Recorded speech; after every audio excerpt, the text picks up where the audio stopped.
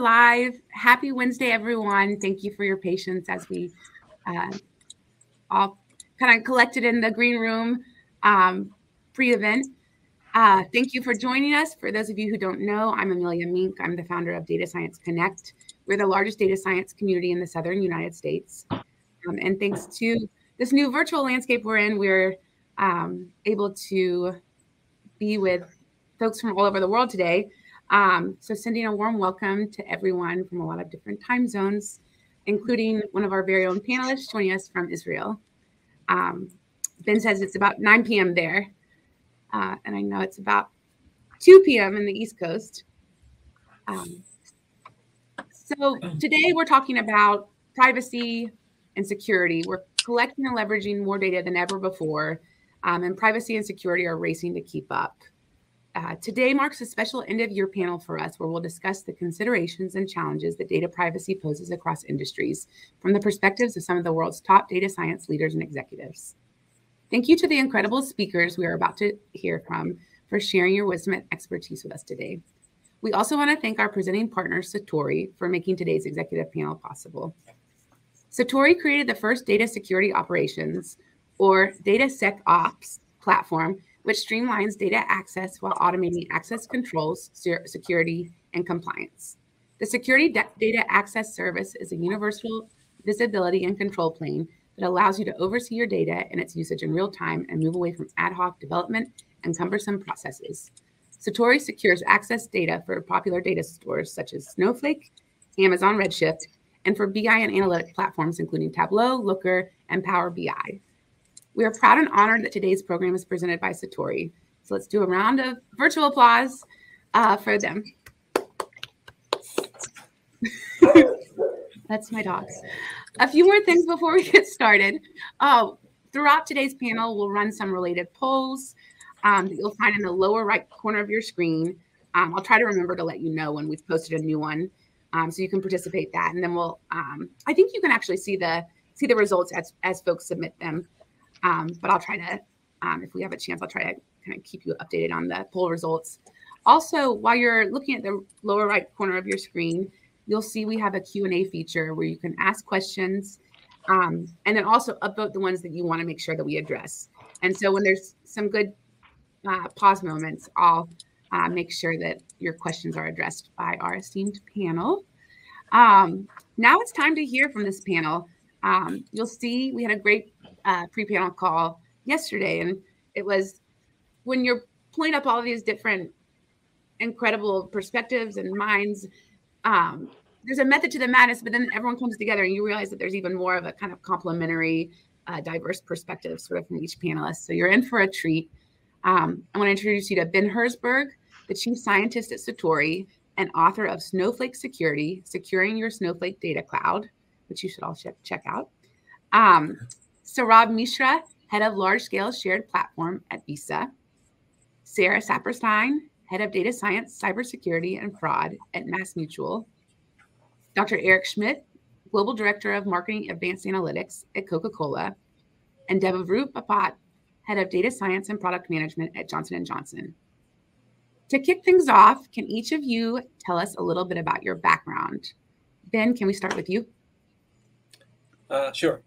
So I'm Ben. I've been with Satori for the last 2 years or so. I lead the research for Satori as chief scientist. Prior to that, I was leading the research at Imperva. So that was around application security and data security. And prior to that was leading development as well as offensive security. So my background is mainly security, development, but also was in charge of quite a lot of data in my time, especially at Imperva. So that's more or less about me. Saurabh, you want to go next? I'm still trying to figure out this Beautiful app. weather going on in the background. Yeah. So yeah, Saurabh, as usual from California, and that's what the weather is. I work in Visa. I had the data platform team here at the large scale shared platform. We do Hadoop, DB2, and security around it as part of this data platform. I started my career in, pretty much in Hortonworks. That's where the big data kicked in. Uh, you know, First 100 member of Hortonworks, and then, started learning towards it, all about big data, Hadoop, Hive, and, exploration about it for last 7 years. I joined Visa 2 years before to lead this team into creating the new data platform for Visa. I can go next. I'm Sarah Saperstein. I've been at MassMutual for 4 years. I had the data science and analytics group that supports our cybersecurity and fraud domains within the company. So we build out data science models on one side of my team, and we also build data analytics solutions on the other side of my team. And yeah, thanks to Amelia and Data Science Connect and Satori for organizing this, because it's going to be a really fun panel. Thanks, Sarah. Eric? I can go. Or Dev, you want to go next? All right, I'll go. I'm Eric Schmidt. I've spent most of my career in the business analytics, marketing science, decision science space. I've also worked in IT on the IT side, and I am currently, as Amelia mentioned at the beginning, the director for global marketing advanced analytics, and doing a lot of work there with our data. We have a sister data science team within the enterprise, but really looking at how do we apply data science to marketing challenges, marketing needs. Yeah, it's going to be a really cool perspective. Dev, last but not least. Yeah, thank you. Thank you for inviting. This is Dev Bapat. I lead the data science and engineering and the product management group for medical devices, mostly focused on commercial analytics, but also the last mile on R&D. Prior to this, I built the supply chain data science and engineering group, and I had prior experiences in consulting and industrial equipment. Thanks, Dev. So we have a lot of different industries today as well. So to jump right in, we have, last night I looked up some stats to sort of be the precursor to this question, and found that we're producing 2.5 quintillion bytes of data every day now, and have produced over 90% of the world's data in the last 2 years alone. Sarah, this is truly your wheelhouse. What do you see as some of the challenges that organizations are facing when managing large amounts of data, especially as it relates to security and privacy of customer data? Yeah, this is a question that's really, in a topic that's really near and dear to my heart. So being in insurance, we are in a really heavily regulated industry. Being on a data science team supporting cybersecurity and fraud, we care a lot about the security of our data. And being data scientists, we also need access to a lot of really sensitive data. We build user behavior analytics models on our employee data. And, we deal with a very large amount of data. And at MassMutual, we also want to make sure that we are protecting our customers' data. And, given the kind of long tenure that we have customers for, that trust is really critical. I would say, too, that in data science, that kind of public trust of the data science solutions and the way that we're handling data and protecting that privacy is really critical to the success of data science going forward as a field. So it just, all of this really comes together. So some of the kind of challenges that I see are, especially when you are dealing with a very large amount of data, knowing your inventory, both in terms of sort of like the production level data, and labeling the data as whether it is restricted or confidential or public, and then also the things that are outside the kind of established production databases. So for like a data science team, I think it's pretty common that organizations will hire data scientists first, and then afterwards realize, okay, we need the data engineering to support that. And even if you kind of hire both at the same time, data scientists are often kind of pulling in data sources to experiment with it before it becomes productionalized. And so you might have all of these like kind of one-off ingestion pipelines off to the side, and you need to track those and make sure that you're ensuring the privacy of the data there as well as in production. So I think that there's this kind of talent gap in data engineering. It's hard enough to find data scientists. It's even harder, I think, to find data engineers. So you really need to kind of get that talent pipeline going and make sure that everyone's on board with the idea of like ensuring that you're addressing the tech debt, ensuring that you're finding all those different ingestion pipelines, get everyone really excited about data privacy. We're really lucky at MassMutual that the data science team is very excited about data privacy, fairness and accountability and transparency. And so it's been easy to get everyone in data science to be really excited about, making sure that we're encrypting our data, working through inventorying all of the data pipelines and locations that we store data so that we can make sure that we're handling it appropriately. And then I'd say another kind of big challenge is data usage and disposition.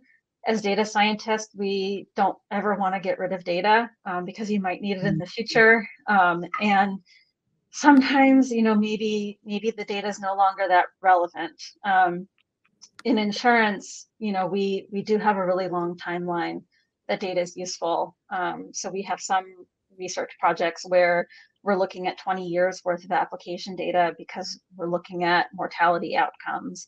And so, understanding what's the right kind of fit for purpose of the data, what's the right disposition schedule? Is it something that we need to keep around for 20 years?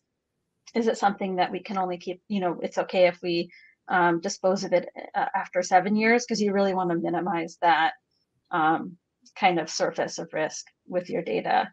And then the last challenge that I see is remaining current with the evolving privacy legislation, especially with companies that have a global footprint, keeping track of that globally as well. And I anticipate a lot of changes, and there have been recent changes and updates to that. So it's a lot to keep track of, and you want to make sure that you're anticipating what's coming down the pipeline. Mm-hmm. And you mentioned yesterday when we were kind of doing our panel intros, just this bottom-up approach that MassMutual is taking now to really champion data privacy and security which is, we've seen that bottom-up approach in data and data science across industries and organizations. And it was neat to hear you speak to sort of a similar approach with data privacy and security.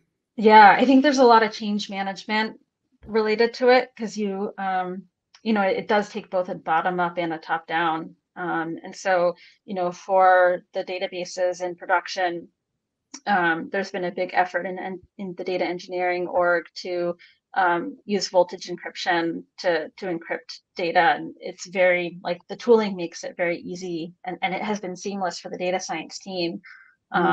But then there are these other pipelines, and just, I think the same way that you want to have people kind of self-volunteer as cybersecurity champions, you also want people to identify as, data privacy and protection champions, and just get kind of that culture. Because then when you need to make changes, people will be really on board with it and understand the importance. It becomes a cultural norm and less of maybe even the prickler in the organization who's that might have been the old kind of way of thinking. Yeah, especially, we have a lot of social security numbers that have historically been used for insurance. And so, there's been a big effort to move away from that. But there's also a cultural shift of getting people to realize, like, not to include social security numbers in any emails, especially like insurance agents, I think, traditionally would have included those, and we didn't really, 10 years ago, didn't really think about that. But now we know, like, that we need to protect that more and any other kinds of PII. So people are a lot more mindful of that, I think, now, and considering, like, do I need to put this information into this communication? And so even that kind of, like, individual level awareness can go a long way. Right. Is anyone else dealing with, can anyone kind of add to the challenges that Sarah's just talked about, or add some different ones? Sure. I think Sarah covered most of them. I think for us, volume is not generally a big deal of a challenge. Variety is a larger challenge. I think the dichotomy that Sarah mentioned is what we address as well. On the one hand, we want to have patient outcome improvement, and in some cases, like in our eye care business, we want to improve the patient experience. But that becomes a bit of a catch-22, where you need the data to build the models, but then you have to go through significant you have to address significant considerations before you use the data. And it's one of those things where patient identifier, or PHI, protected health information, is a big deal in healthcare industry. HIPAA has actually laid out 18 attributes that comprise PHI, but and you definitely don't want to trip over those attributes. But the challenge is they are subject to interpretation in some cases. So that's on the one side. But on the other side, a natural inclination of a data scientist is always data enrichment to draw better insights. So you might be in a situation where you have two pieces of de-identified data, but you can still merge them, do the feature engineering, and still come up with a feature set that can actually then reverse engineer the patient information, which is something we want to try to avoid.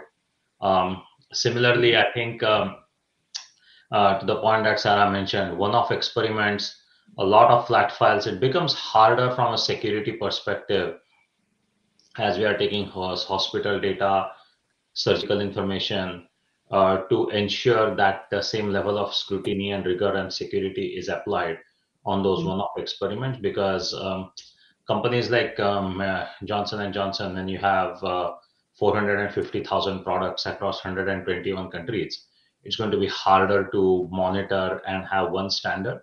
So at least we try to make sure that there are certain sets of standards that are locally approved, and you have to adhere to those standards. And I think the last one, I think Sarah mentioned as well, is like from a data lifecycle perspective, we've spent a lot of time on identification, ingestion, feature engineering, and insights and data operationalization. But the last step around archival and purging also becomes equally important, given that we have product information, experiment, clinical, preclinical information, post-clinical outcomes, patient outcomes, etc. And what is the retention period? What is the security associated with that? All of it also becomes important for us. Absolutely. I'll add one point to this, right? Like for everything what you guys covered was pretty much what we always faced when we started with the PI, or personal information data in Visa. The main challenge that we had was the volume as well, right? Like in a scale of 200 petabyte or 300 petabyte, when you start doing security around it on logical separation, and trying to see if you can do row level, column level security for people to access what they really want to access, and make sure that it's auditable, it becomes a really hard challenge to solve.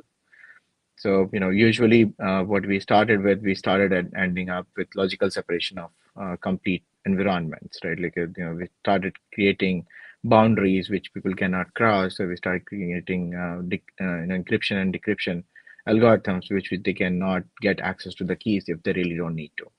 Now, we sustained that for like 1 or 2 years, and then we quickly realized that, de-identifying is the only way to make sure the PI, or personal information, is not getting used completely. So we had to create a separate duplicate environment for people to start using de-identified data, so that they don't get access to identified data, which is pretty much can be backtracked using the compute they already had in hand. So we completely physically had to isolate it and started cutting off people's access from the encrypted data, so that they completely depend on the identified data for doing their day-to-day machine learning or feature engineering work. Well, we divided the use case into like two categories: permissioned and non-permissioned. Pretty much all analytics and machine learning by default get access to non-permissioned use cases where they're not allowed to access encrypted PAI or PI. So that one of the challenge gives you one perspective in volume. Thanks, Rory. I'll just add a quick note on this, and that is, so far we've been talking about how do we handle the data internally within our own organizations.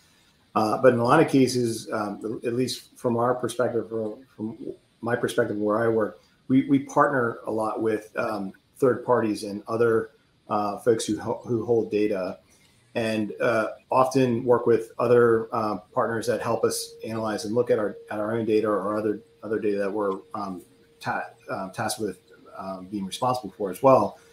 So who are your partners and what are their practices and how trustworthy are those? There's a good example of this in recent history with Cambridge Analytica and how that might go awry. So that is also a consideration as this ever-evolving landscape of data and data volume and data complexity is changing, and managing all that is something that we have to think a lot about, I think, as well. It's a great point, Eric. You're as vulnerable as the folks that you're dealing with in the business of data. So that's a really good point. So I would just like to say a couple of things as well.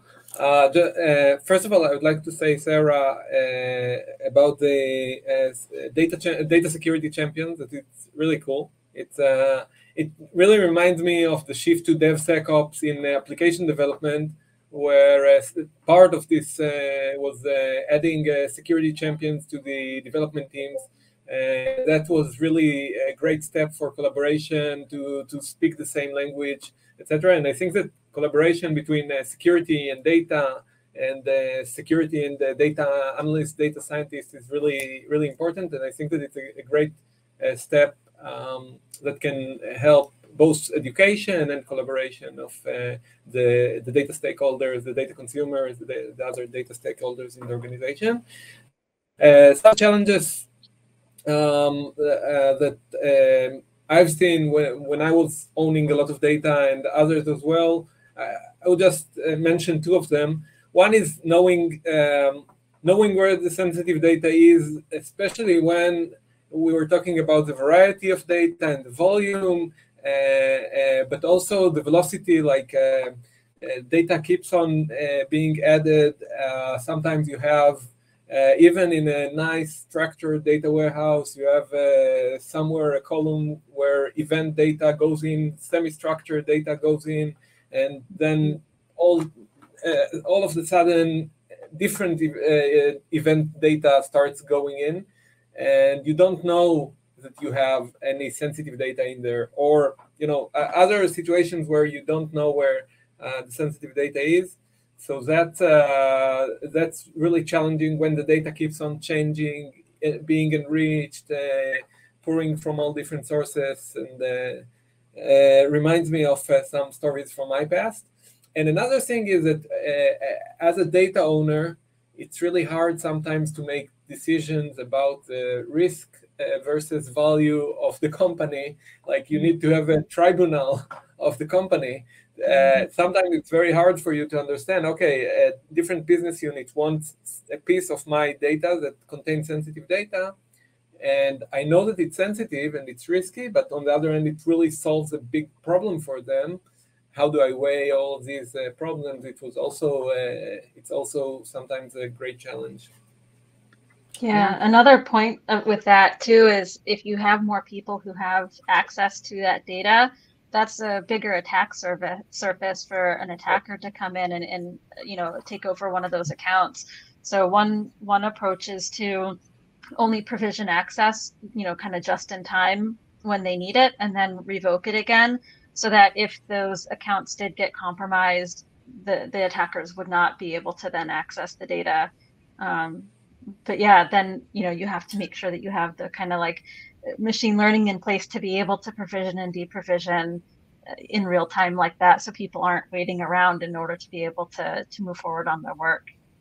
Yeah, and to add to kind of piggyback on what Sarah just said, this past year we've seen a giant surge in high-profile ransomware attacks and other cybersecurity incidents, including the Colonial Pipeline hack that took down the largest fuel pipeline and left many of us in the East Coast without gas for weeks.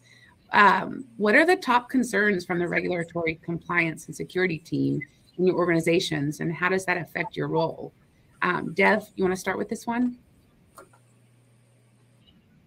Sure. I think Dev, before you get started, I do want to say, just on all the speakers' behalfs, I was meant to say this at the beginning, that all of everything discussed today represents the speaker's opinion, not the opinion or perspective of any employers here. So I meant to clear that out at the beginning. So I think when I look at privacy and security as two different things, right? I think there is always a healthy tension. There is always a balance that we have to strike. And what I mean by that is the role for privacy and insecurity as well is data protection, protection of the information that is specific to a patient or a surgeon. And lastly, but probably most also equally important, is protection of company reputation. That's on one hand. And on the other hand, the role of a data scientist is actually to always harvest as much information as possible to make their models complete. So that, and in a healthcare environment, which it generally tend to uh, be a more risk-averse environment for all the obvious reasons, because you want to make sure that the product, I mean, inherently, healthcare industry has been brought up in such a way that any product that you are sending out in the market has to improve the quality of life or has to improve the patient outcome. Otherwise, you don't even send a product out.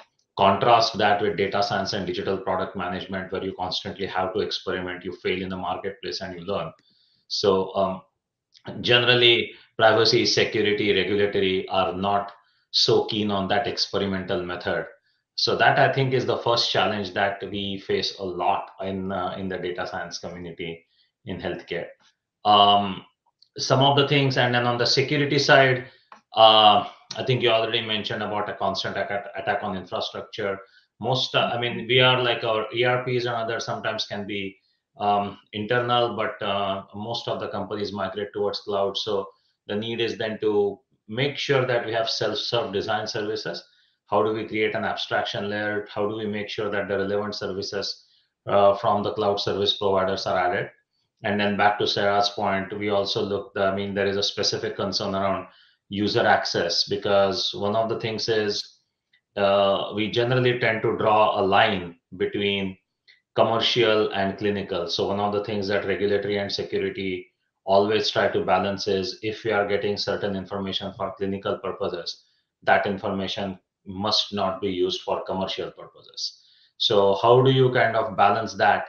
It's something that the regulatory team works very closely with us, and sometimes that results into some good discussions, but eventually the positive is the product may be delayed, but the product that comes out is a product that is generally received well by the customer and is adhered to for all the privacy and security compliance.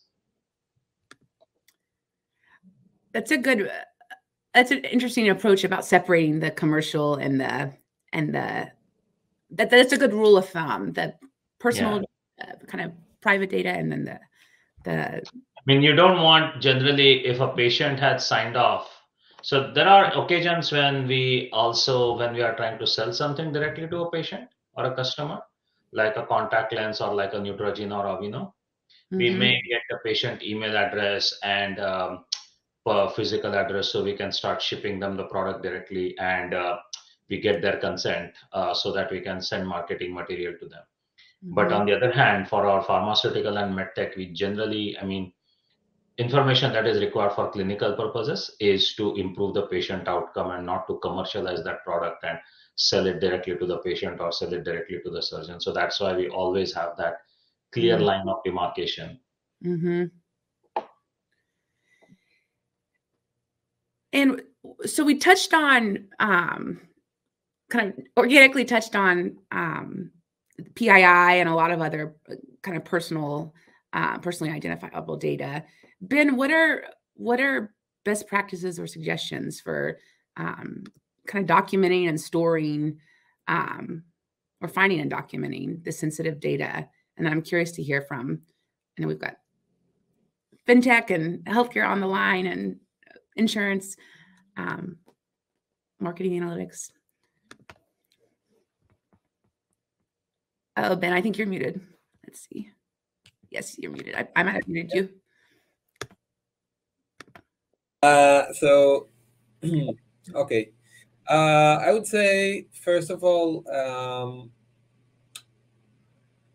in many organizations, and definitely not all of them, but in many organizations, I would start with the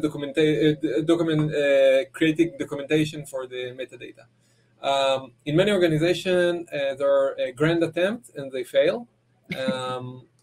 To create a single source of truth for the data and data catalogs and such.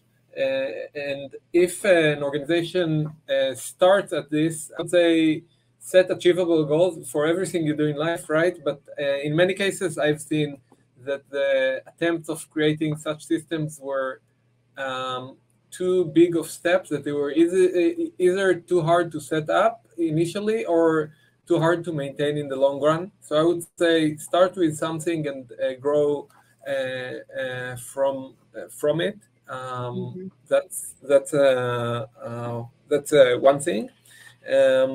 I would be careful, at least from my past, with documentation and assumptions that are human driven. Not that I don't trust people, but in many cases, there were questionnaires and things that were distributed to ease the setup of such inventories and catalogs that were distributed and were relying too much on the human element and on teams knowing what data they have and where and what types, which parts of it are sensitive. And then I had data scientists in my group, for example.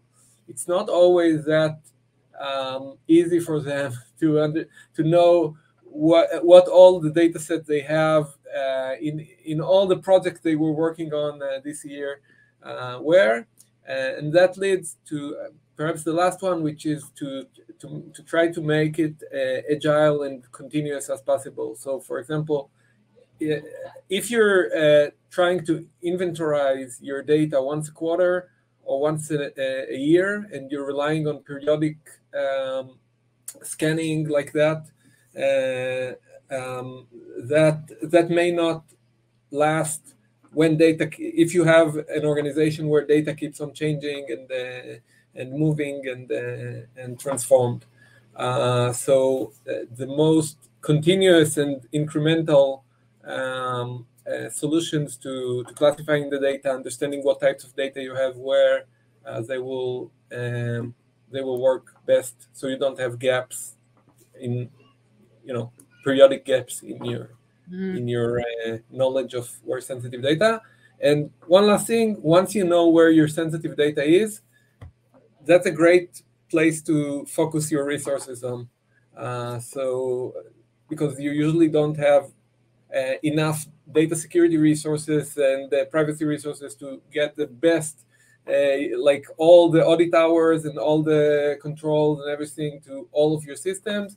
So start with where your crown jewels are, whatever it is for your business. We have a good question from the audience. For us. Oh, sorry. Go ahead, Sarah.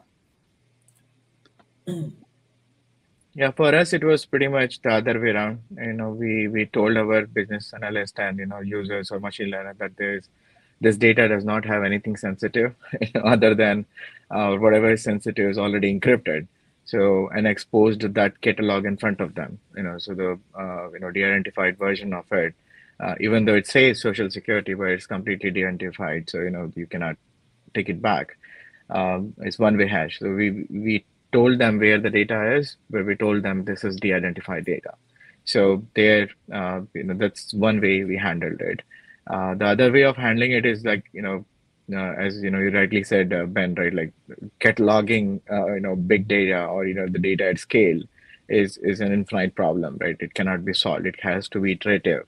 It has to be exposing that catalog information directly to the end user is the only way to do it, because they would see what's existing today and they would see what's not existing today, and they work towards the not existing or use the existing. So exposing them and asking them to adopt it over a period of time and continuously modifying it over an agile fashion is the only way to deal with telling them where the data is for BI.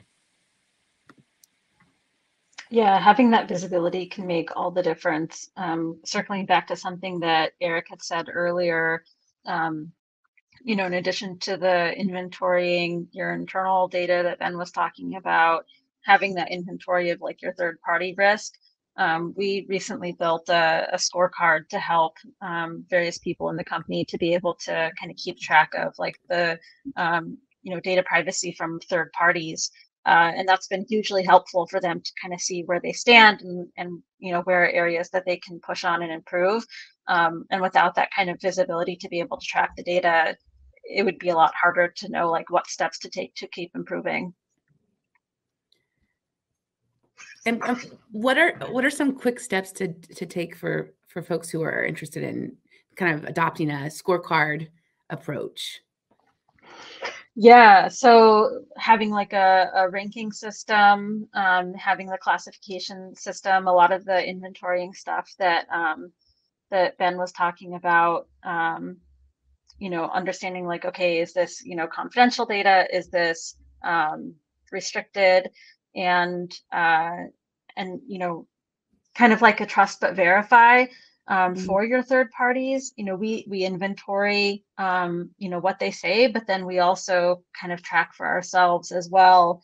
So there's some self-identification, but there's also, you know, scanning of data to see and to understand, like, you know, where are we, you know, basically how is the data coming in and out, and you know, other ways too, of like evaluating where your data leakage could be. So for example, putting systems in place for your email to detect if there's something sensitive that's being sent. So having like filters in place where if you detect there's an SSN in an email, having some way to maybe like quarantine that email until you get approval that yes, that's necessary for a business process. Or even, you know, building machine learning approaches to help evaluate whether this is like a legit use of including some of that PII in the email, or whether it's you know, like not a legitimate use, and then have it automatically, you know, filtered out and not send. So we have a good question from the audience that has some upvotes too. For anyone who's comfortable answering this one, how did the increased data privacy challenges and regulations impact the whole new wave of this work from home culture, especially among data scientists themselves? It's a good question.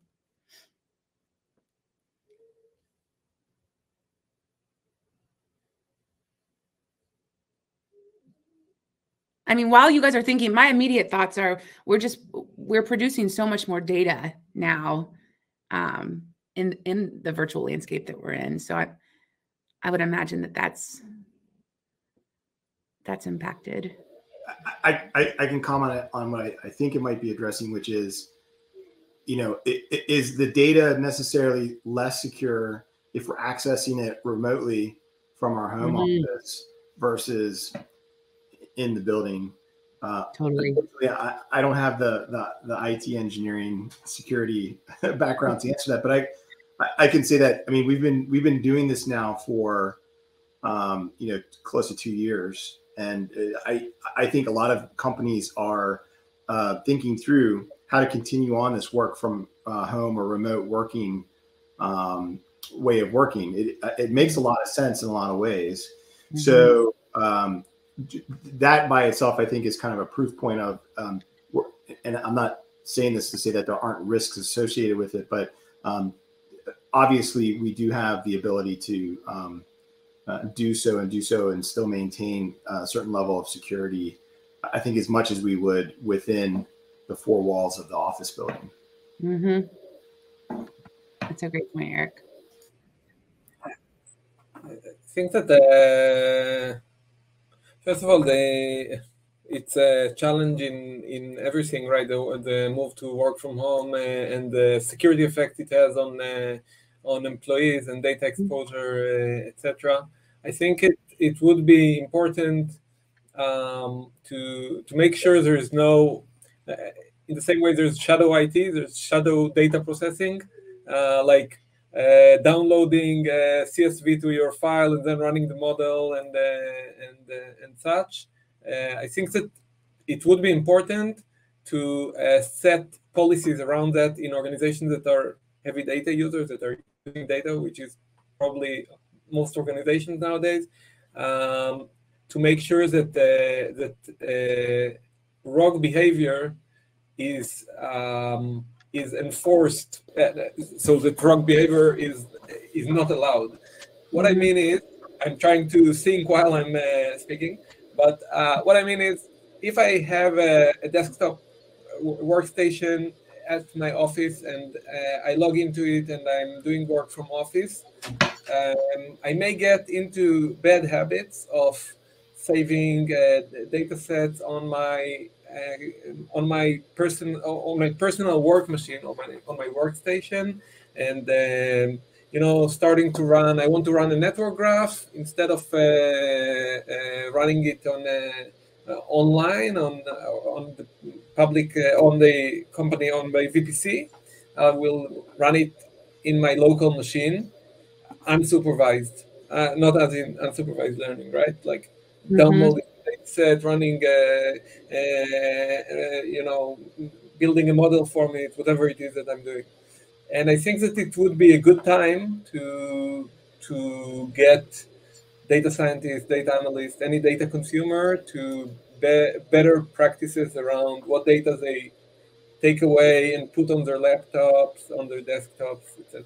And so Ben, just to follow up really quickly on that, I think a more important, let's say, factor in that is the move to the cloud, because whether or not, so pre-pandemic, we were doing that, the download thing, and then it walks out the door on your laptop or on a thumb drive or whatever.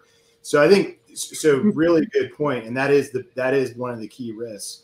But I think the thing that actually is kind of the main driver for security around that is keeping the data behind the the security firewall in the cloud. And I think the more that companies move to that cloud environment, the better security. Again, this is my uninformed business analytics kind of point of view on it. So yeah. And so it's mostly is like if you avoid it's mostly as if to avoid download of data into direct laptop, which you use it for a day-to-day purpose. It's just to not avoid it, to still cut it off. Right? Like there is no, from a zero tolerance perspective, from security perspective, it becomes very important to just cut it off, that channel where people can download locally, and then work around it, right, to see how they can access it and still do their job effectively.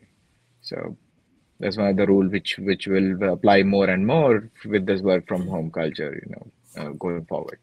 I think about that. I think that one of the I think that we're moving to in data operations the same way that DevOps went to DevSecOps. In DataOps, we're moving to DataSecOps, meaning basically that we understand that as an industry that security has to be a first-class citizen in the data operations, and part of it is that security and data needs to work together, and the data teams need to work together, so that security also needs to understand that it needs to be an enabler as well. It can't slow down the time to value from data as well. The same thing exactly happened with when applications started to be deployed every day or several times a day. And at the beginning, security was, no, we need 2 weeks to test everything. And, but, things changed, and we need to understand how to do that. And now I think the same is happening with data. And security needs to understand that as well, and to enable all of these processes. I think that's really key, enablement and automation, to make it really easy to do the right thing and make it really easy to kind of start with security in mind. And similar to the work from home landscape, would you say there are similar best practices to sort of self-service access best practices for data scientists? You want me to take that one? Yes, Eric, thank you. I'll go real quick. Eric? I have just a quick, it's like bullet point. So, self-service, obviously. So coming from the business side, we're under a lot of pressure to move quickly and come up with groundbreaking, revolutionary insights that's going to drive value and et cetera, and do it tomorrow kind of stuff. So self-service is one way that we think we can do that. I think that's true. But I think, obviously you can't have kind of uncontrolled chaos, and that's where you get into this discussion around security, et cetera. So I think it starts with like the use case. So what really is the business need that a self-service model will enable? And then I think it really starts with getting that data right. So getting not only the right data, the quality correct, but also have those governance practices put in place so that there is a standard definition, or you have standard ways of looking at the data, so you avoid later confusion if you scale it up, and then having good operations behind it. And I think it's also a mindset shift from looking at things from a project perspective, and specifically in I think most companies, and I think IT falls into this as well, where things are budgeted and executed at a project level or on a project basis. And we need to think about data and the capability as a product, an ongoing continuous capability. And I think when we make that mindset shift, that will enable us to do this self-service approach.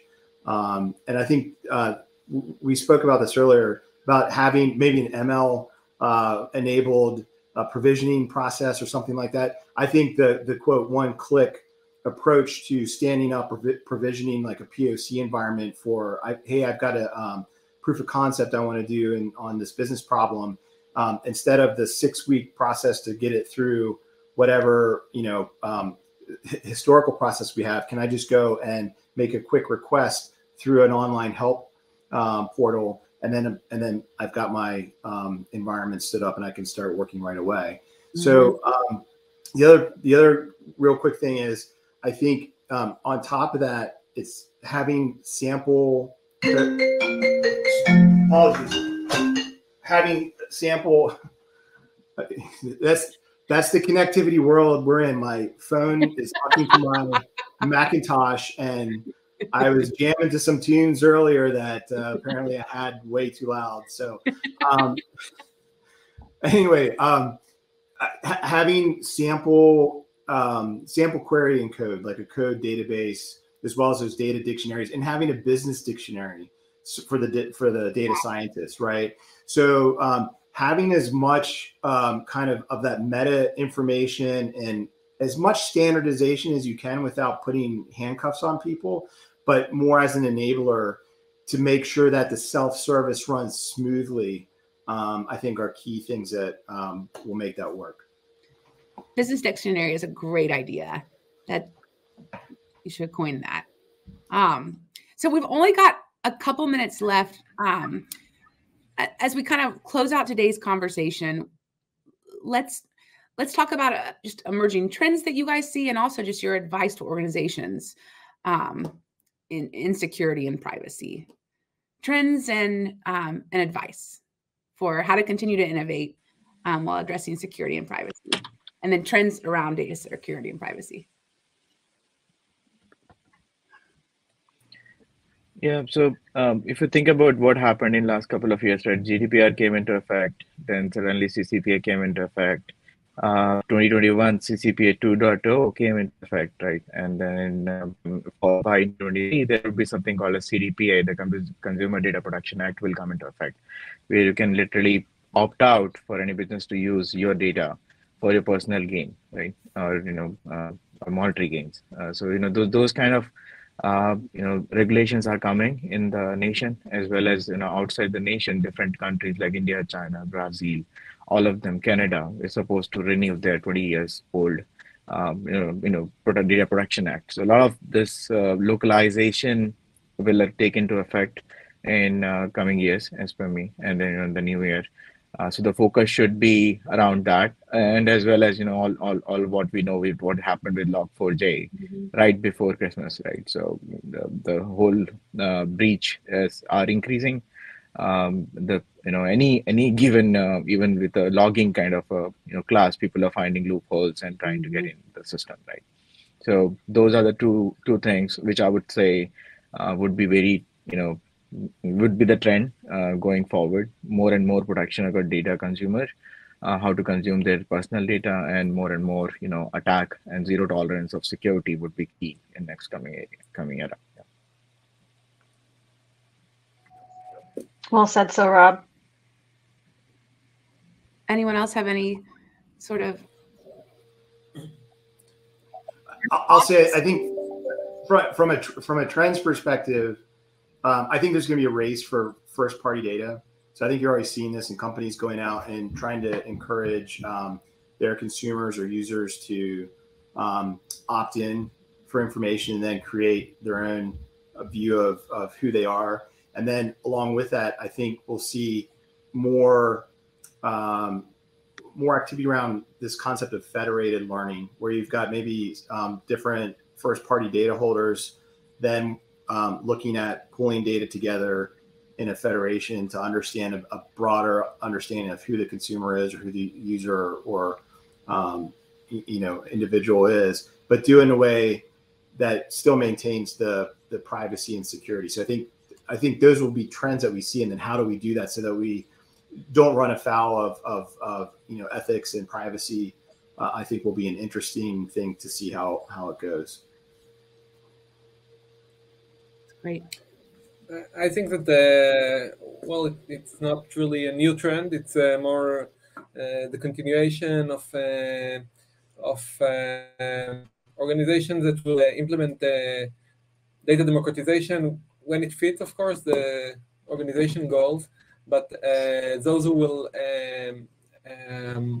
make sure that more people can be data consumers, valuable data consumers, and both, as Eric said about the last question about the self-service, give them the tools to understand what's the data that they're querying, how do they get to good results immediately, but also, of course, about security.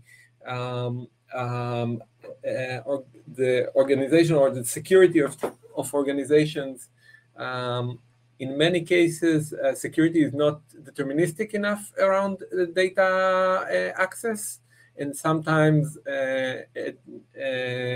data scientists or analysts will request access to something and they will get it. Sometimes they will not. Sometimes the approval may not be clear enough, and the organizations that will have clear guidelines and policies around data access, they will, quote unquote, win, because they can also automate that, and as part of the self-service, also transform that into self-service access. So I can say why I need the data, and I'm automatically getting it without waiting 2 days for an approval, if it's something that's logical for me to get. And that again takes it to what I said earlier about striking the balance between fast data access versus security. So that's how I see it. These are good parting words. Well, we're going to hang on to Ben as we wrap this panel, and he'll answer a few more questions for us. We can learn a bit more about Satori, but huge round of applause to our incredible panel.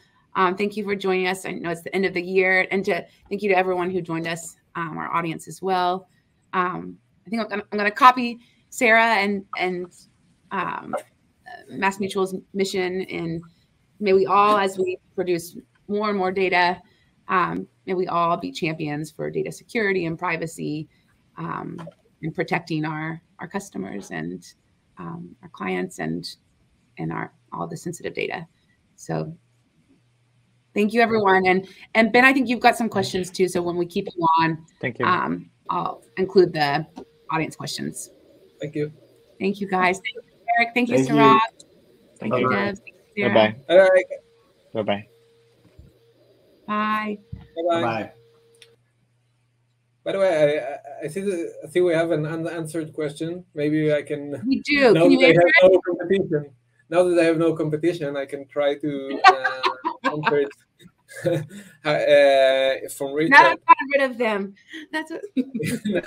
No, this was, by the way, awesome. It was really interesting for me. I hope it was interesting for everybody. So the question is, how do you think the security challenges affect outsourced ML task work, where many annotators are also working from home? Are companies more or less likely to outsource as security becomes a bigger challenge? So I wouldn't say that it's. I think that at least from my experience, when you outsource such tasks or data sets for when you outsource them, that's one of the basic things. You outsource anonymized data, and then it matters less. If the annotators are working from home, I mean, at least in all the cases I know of, working on desensitized data and de-anonymized data, and so I don't think it will affect it. But again, that's at least my opinion. Richard, did that answer your question? It made him laugh. It made him laugh. Also, we have Ben and his team have 2 webinars coming up on Thursday and Friday, where you can see more from Ben, learn more about his book, more about security and application to Snowflake and Redshift, which I know is very near and dear to a lot of our community. Ben, can you share more on that? Yeah, sure. So I can share screen, I guess. Yes, kind of hover at the top and you'll see the share screen. Right, that's a bit tricky. So, and maybe I'll hide my screen. I'll take myself. I don't know how that will work, but let's give it a try. Chrome tab.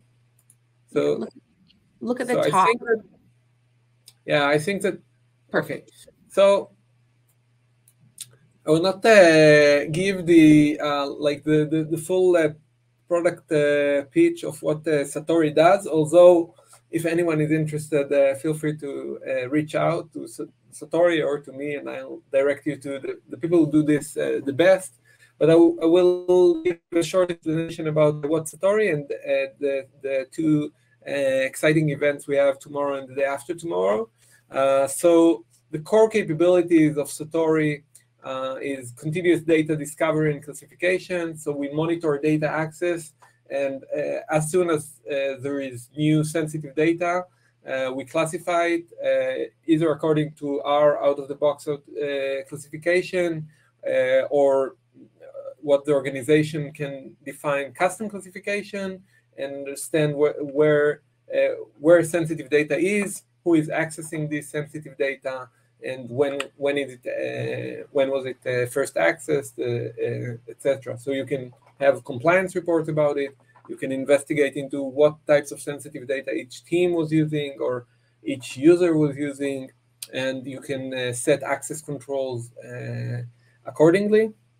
We provide dynamic data masking as well as other types of granular data access policies, attribute-based access control, role-level security, dynamically separated from the data infrastructure. So that is another one of our several capabilities that we're doing. So, for example, for dynamic masking, you do not need to configure exact locations. You can set dynamic masking on all of the PHI, PII, or specific types, and set different dynamic masking rules and set them to run according to the security policies. We enable delivering of self-service access control and automated workflow of data access approval. without the need of the data engineering team to set things manually in data infrastructures such as Snowflake, Redshift, Postgres, and others. We provide compliance reporting, such as where is your sensitive data, what sensitive data was added and when, and who is accessing sensitive data. So all of this happens continuously and in an automated way as data is being accessed.